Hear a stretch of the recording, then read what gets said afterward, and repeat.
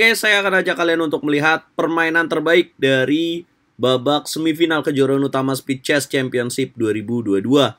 Antara Hikaru Nakamura, juara bertahannya sejak tahun 2018, berhadapan dengan pecatur muda Nihal Sarin yang menyingkirkan Ding Liren di babak 8 besar.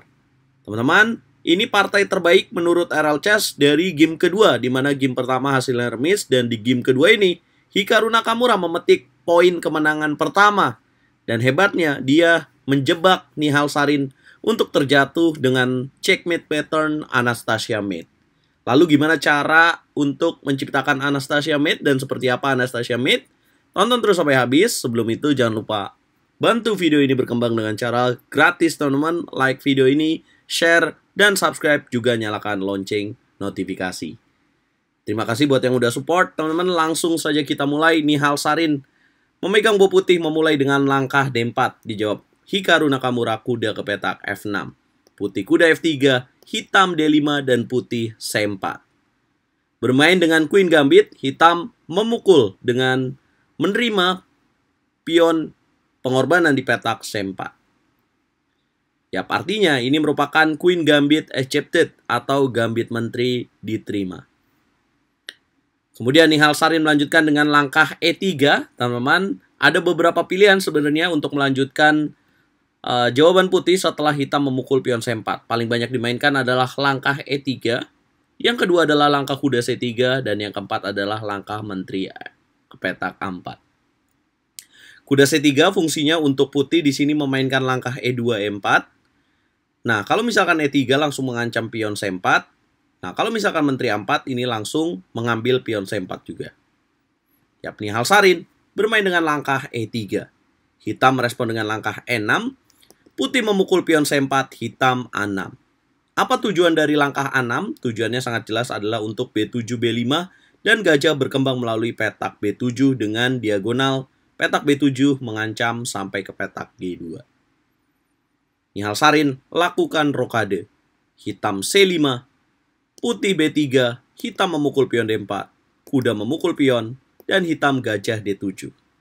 Nah, kenapa tidak jadi melangkahkan langkah B5 dan memilih gajah D7? Jadi kalau misalkan Hikaru Nakamura tetap kekeh dengan jalan B5, maka ini akan memberikan keuntungan bagi putih dan akan menarik gajah ke petak E2. Kalau misalkan gajah B7, maka putih akan lakukan gajah ke petak F3 atau kuda D2. Tapi teman-teman, dengan gajah F3 dan kemudian menukar, ini akan memberikan keuntungan bagi pemain putih. Ya, kuda memukul pion D4, back to the game, hitam gajah D7. Putih gajah B2, hitam kuda C6.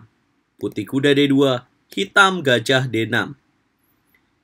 Kemudian, Nihal Sarin menarik kuda D4 ke petak F3. Tujuannya adalah untuk mengaktifkan ancaman diagonal dari gajah Fianchetto di petak B2. Hitam lakukan rokade, putih A3. Hitam gajah C7, putih B4. Hitam menteri ke petak E7.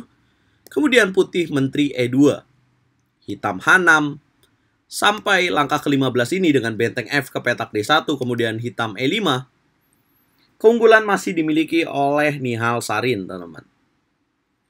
Nah, langkah E5 ini tujuan dari Hikaru Nakamura keluar dari tekanan dan dia ingin melakukan advantage. Lakukan serangan dengan langkah E5 E4 dan aktifkan ancaman diagonal dari gajah di petak C7.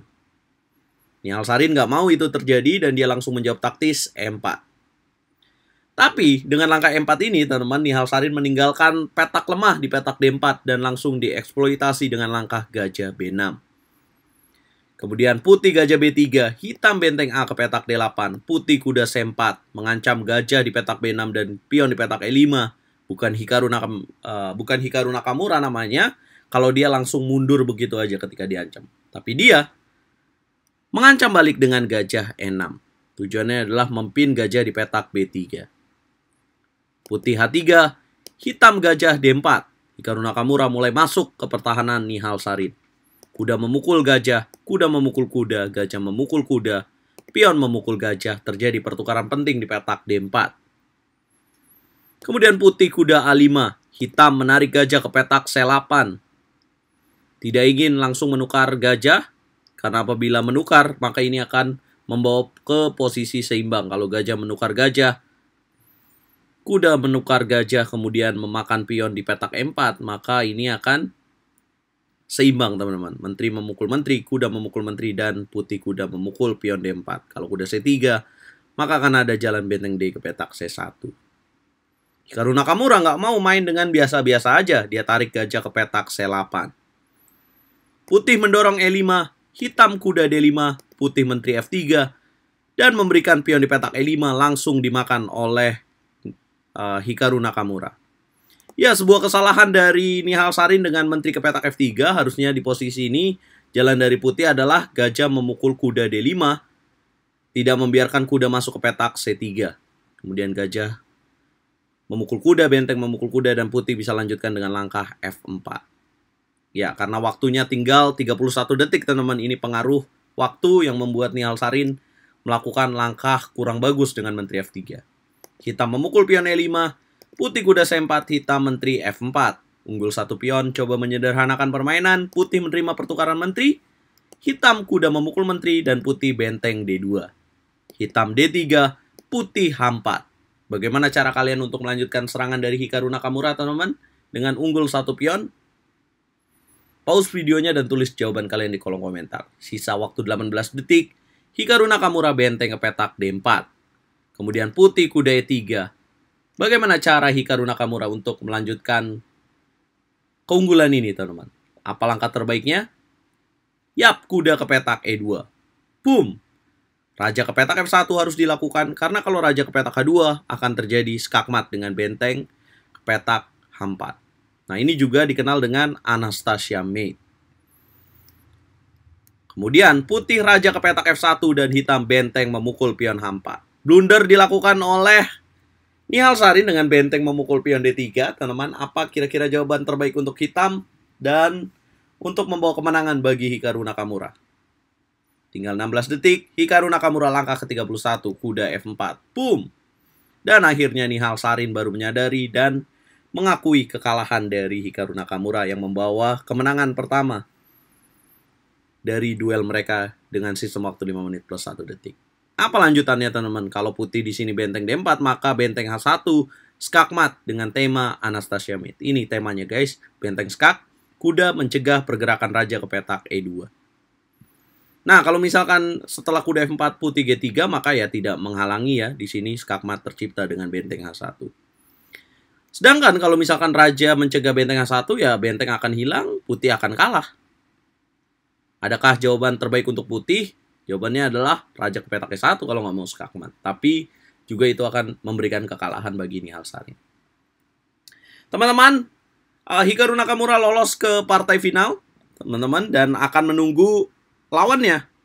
Dan kemungkinan akan bertemu Magnus Carlsen ya. Kalau Magnus berhasil menang dini hari nanti jam 1 waktu Indonesia Barat, berhadapan dengan Maxim Vachier-Lagrave. Gimana komentar kalian? Siapa yang akan menjadi lawan Hikaru Nakamura?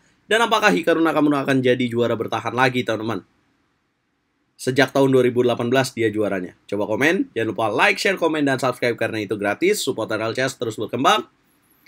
Dan jangan lupa di follow TikTok RL Chess, teman-teman. Jangan lupa, setiap video ini kalian masih tetap bisa sawer. Caranya gampang banget. Tinggal klik link yang ada di kolom komentar. Boom!